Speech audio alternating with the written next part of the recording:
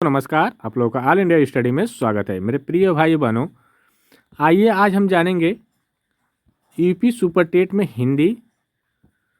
आज जो हिंदी हम करेंगे इसमें जो टॉपिक है समास, समास का प्रैक्टिस सेट करेंगे और प्रत्येक क्वेश्चन का हम आंसर और व्याख्या के साथ कराएंगे। आप लोग देखिए, किसी भी टीचर का बैच ले सकते हैं, आप लोग ले लीजिए, वहाँ से थ्योरी को कंप्लीट करिए और यहाँ पर यूट्यूब पर आप लोगों को प्रैक्टिस डेली कराया जाएगा टॉपिक वाइज। देखिए, प्रैक्टिस बहुत महत्वपूर्ण होता है किसी भी एग्ज़ाम को क्रैक करने के लिए, तो प्रैक्टिस डेली करते रहिए आप लोग यूट्यूब पर। और थ्योरी है, थ्योरी ज़रूर पढ़िएगा, क्योंकि थ्योरी से ही क्या होता है, आपका कंसेप्ट क्लियर होगा और प्रैक्टिस से क्या होगा, पता चलेगा कि कौन सा क्वेश्चन किस टाइप का आता है। ठीक ना। तो आइए हम लोग प्रश्न नंबर 1 पर आते हैं। कह रहा है राजपुत्र में कौन सा समास है। अगर इसका हम समास विग्रह करेंगे तो राजा का पुत्र, राजपुत्र का मतलब हुआ राजा का पुत्र, तो राजा का पुत्र, राजा का पुत्र को बोला जाता है राजपुत्र। ठीक ना। तो देखिए, तो इसमें जो है जो का है, जो संबंध हो रहा है किसका, का जो वो क्या हो जाए, लोप हो जा रहा है राजपुत्र में। ठीक ना। तो इसलिए कौन सा समास हो जाएगा, तत्पुरुष समास। ठीक ना। तो इसका जो सही जवाब हो जाएगा ऑप्शन नंबर 1, तत्पुरुष समास। ठीक ना। क्योंकि संबंध के साथ लोप हो रहा है ना, तो ऐसी भी वो कह सकते हैं संबंध तत्पुरुष समास। ठीक ना। और द्विगु समास क्या होता है, जिसमें पहला पद संख्यावाचक होता है। ठीक ना। द्विगु समास में पहला पद क्या होता है, संख्यावाचक होता है। इसको हम मिटाते हैं।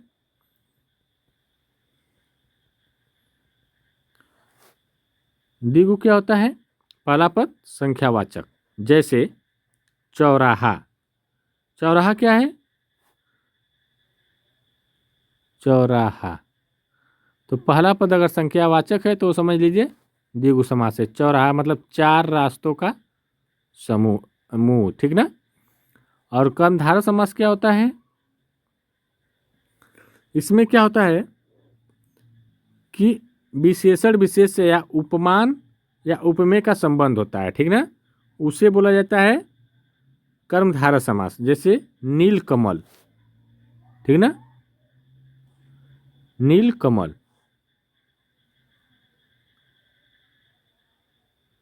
ये क्या है, कर्मधारय समास है। और बहुब्रीहि समास क्या होता है, इसमें जो पद होते हैं वह प्रधान न होकर कोई दूसरा पद प्रधान हो जाता है। ठीक ना। वो होता है बहुब्रीहि समास। जैसे पीताम्बर, लंबोदर। ठीक ना, ऐसे। तो आइए प्रश्न नंबर 2 देखते हैं। देखिए, हम बार बार क्वेश्चन को कराएंगे, बार बार ऑप्शन को रिपीट बार बार करेंगे ताकि आप लोगों को यहीं पर याद हो जाए। ठीक ना। देखिए, यथाशक्ति में कौन सा समास है, तो देखिए यथाशक्ति, यथाशक्ति जो है यह एक अव्ययी भाव समास होगा। अव्ययी भाव समास का मतलब होता है शक्ति के अनुसार। अगर इसका हम समास विग्रह कर रहे यथाशक्ति का, तो शक्ति के अनुसार जिस समास का प्रथम पद अव्यय है या उपसर्ग हो, ठीक ना, और वही पद प्रधान हो, तो अव्ययी भाव समास होता है। ठीक ना। तत्पुरुष समास क्या होता है, अभी हम बताए थे, कारको चिन्हों का लोप, का लोप हो जाए। का लोप होता है, जैसे राजा का पुत्र, राजपुत्र, तो का लोप हो जा रहा है। लोप का मतलब साइलेंट हो जा रहा है का। ठीक ना। तो ये तत्पुरुष समास। द्विगु समास, प्रथम पद संख्यावाचक हो। चौराहा हो गया,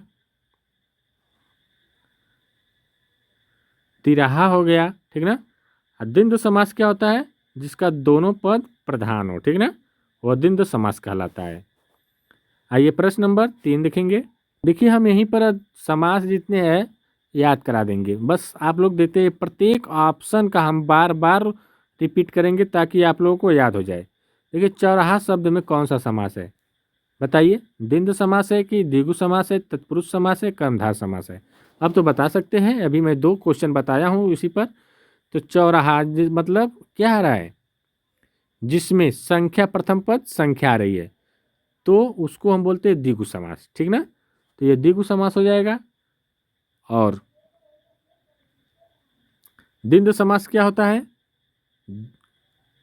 बताइए, इसमें दोनों पद प्रधान होता है, वह द्वंद्व समास होता है। दोनों पद प्रधान का मतलब यह हुआ, इसको हम हटाते हैं फिर सही कर लीजिएगा। दोनों पद प्रधान का मतलब ये हुआ, जैसे माता पिता, भाई बहन,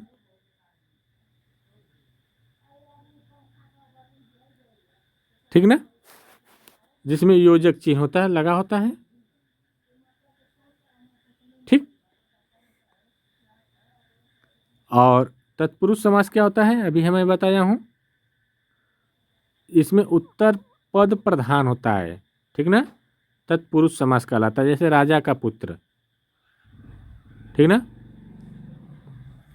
कर्मधारय समास क्या होता है, उपमा उपमेय का भाव होता है, उपमा उपमेय का भाव होता है, वह कर्मधारय समास होता है, ठीक ना। मैं 2-3 परिभाषा को बता रहा हूं ताकि आप लोगों को कोई परिभाषा इसमें से याद हो जाए शॉर्टकट में, ठीक ना। आइए प्रश्न नंबर 4 देखेंगे। तो इसका सही जवाब क्या होगा, द्विगु समास ना, जिसमें पहला पद संख्यावाचक हो। आइए प्रश्न नंबर 4 देखते हैं। देखिए प्रश्न नंबर 4 है, लंबोदर में कौन सा समास निहित है। लंबोदर, देखिए लंबोदर किसको बोला जाता है, गणेश जी को।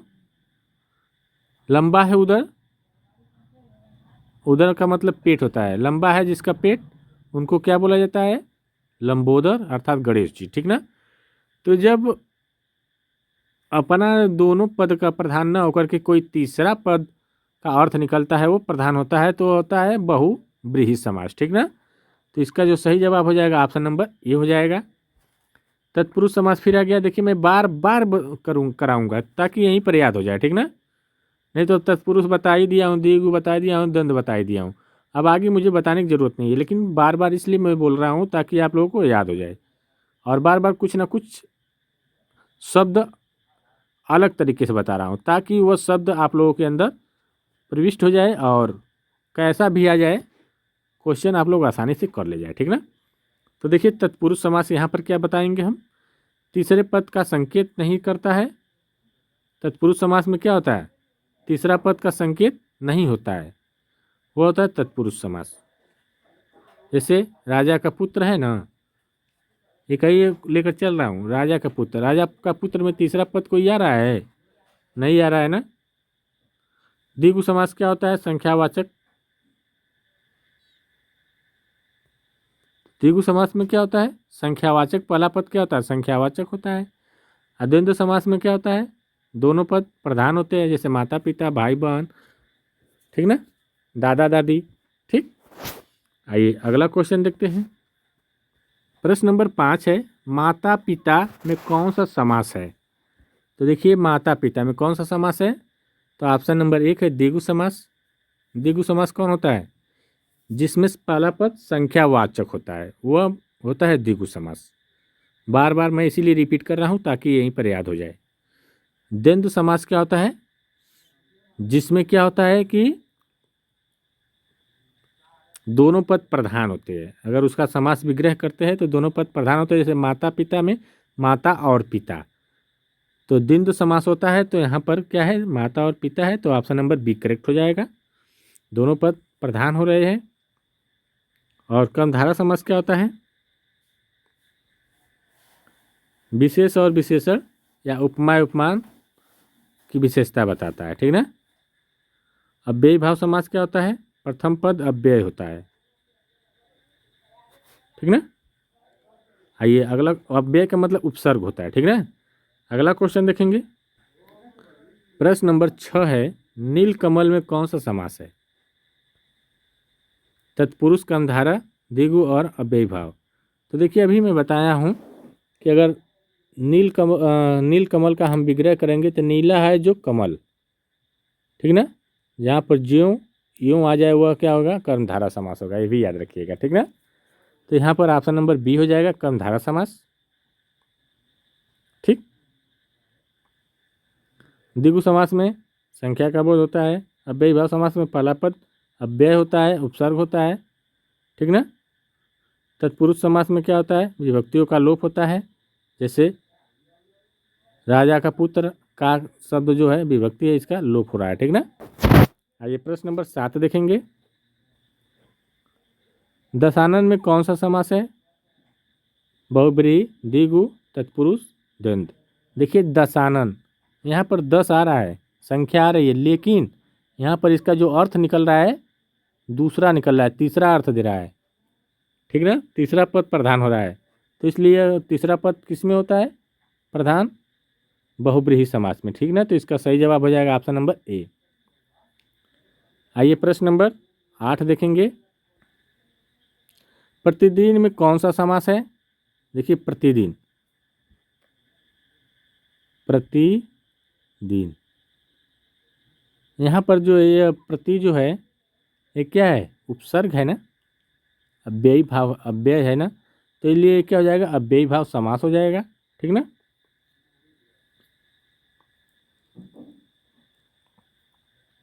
आइए प्रश्न नंबर अगला देखते हैं।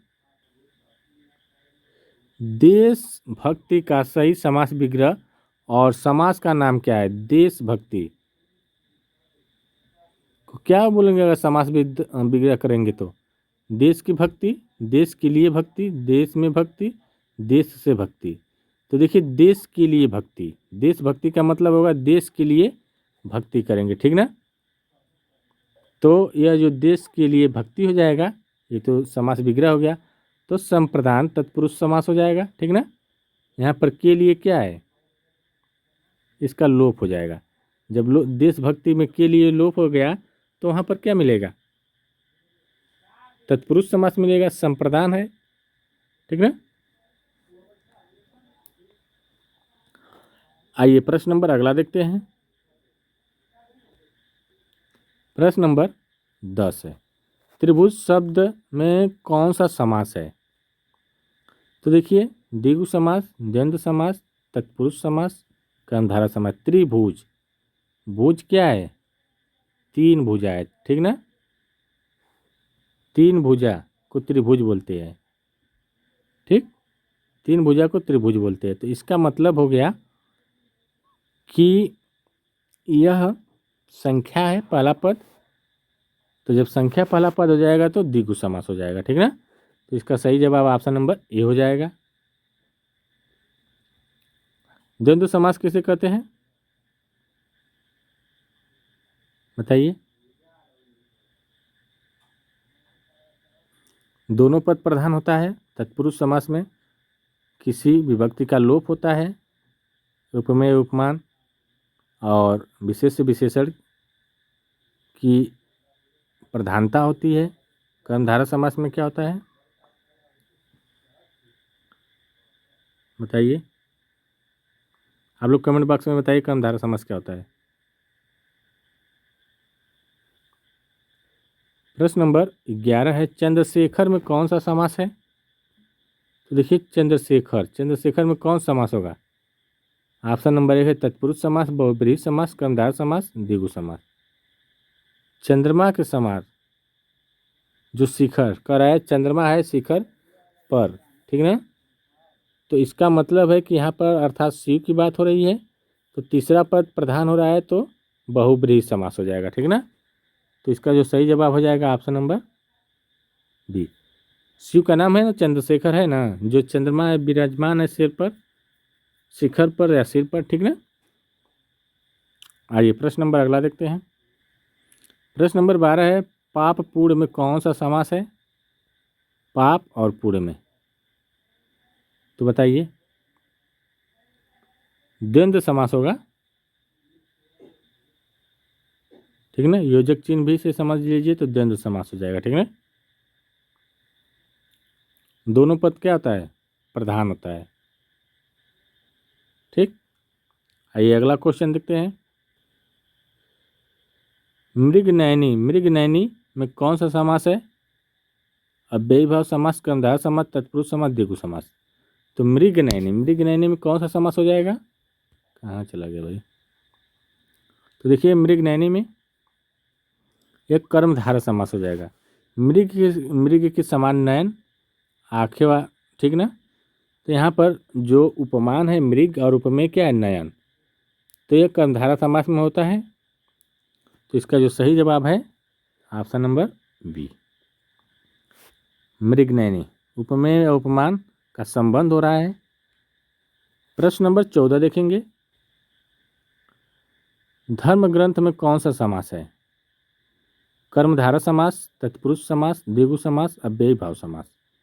तो देखिए धर्म ग्रंथ कौन सा होगा, धर्म ग्रंथ, धर्म है जिसका ग्रंथ, धर्म का ग्रंथ, ठीक ना। जब धर्म का ग्रंथ हो गया तो तत्पुरुष समास हो जाएगा, का लोप हो रहा है ना, धर्म का ग्रंथ। तो ऑप्शन नंबर बी करेक्ट हो जाएगा। प्रश्न नंबर 15 देखेंगे,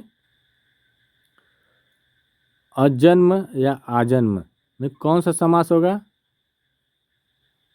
जन्म है तो अ लगा है, उपसर्ग तो अव्ययी भाव समास हो जाएगा, ठीक। प्रश्न नंबर 16 देखेंगे, फटाफट बताते हुए आप लोग चलिए। पंचवटी में कौन सा समास है, पंचवटी,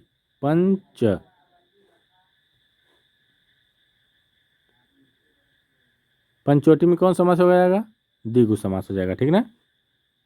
यहाँ पर बहुब्रीहि नहीं होगा, यहाँ पर 5 वाटों की बात हो रही है, ठीक ना। तो इसलिए द्विगु समास हो जाएगा। वाटो मतलब वृक्ष की बात हो रही है। देखिए बहुब्रीहि और द्विगु यहाँ पर फंस रहे हैं ना। यहाँ पर पंच मतलब संख्या है, तो संख्या में बहुब्रीहि समास होता है, संख्या है, लेकिन तीसरा भेद निकल रहा है तो बहुब्रीहि होता है, लेकिन पंचवटी यहाँ पर तीसरा भेद तो निकल नहीं रहा है, ठीक ना। पहला पद तो संख्यावाचक है, ठीक है। तो यहाँ पर जो ये तो निकल नहीं रहा है, ठीक, इसलिए द्विगु समास पर ही इसकी प्राथमिकता जाएगी। प्रश्न नंबर अगला देखेंगे,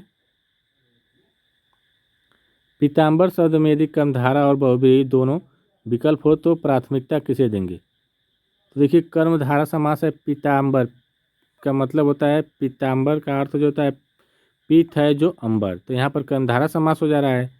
अब पीले वस्त्र को धारण करने के लिए श्री कृष्ण या विष्णु जी की बात हो रही है, तो इस अनुसार जो हो जाएगा तीसरा पद ही प्रधान होगा, तो इसलिए बहुब्रीहि समास हो जाएगा, ठीक ना। अगर ये बहुब्रीहि नहीं रहता तो कर्मधारा समास लगा सकते थे, ठीक। अगला क्वेश्चन देखेंगे, गौशाला में कौन सा समास है, गौशाला, गायों का शाला, गायों का घर। तो यहाँ पर गाय के लिए जो घर है, इसका मतलब है कि के लिए लोप हो रहा है। जब लोप होगा संबंध है तो संबंध तत्पुरुष समास हो जाएगा, संबंध नहीं है, गाय और शाला का संबंध संप्रदान है, ठीक ना, संप्रदान है, के लिए हो रहा है ना, के लिए संप्रदान कारक होता है। तो ऑप्शन नंबर ये वाला सही हो जाएगा, ठीक ना। देखिए संबंध क्या है, गाय की शाला अशुद्ध है,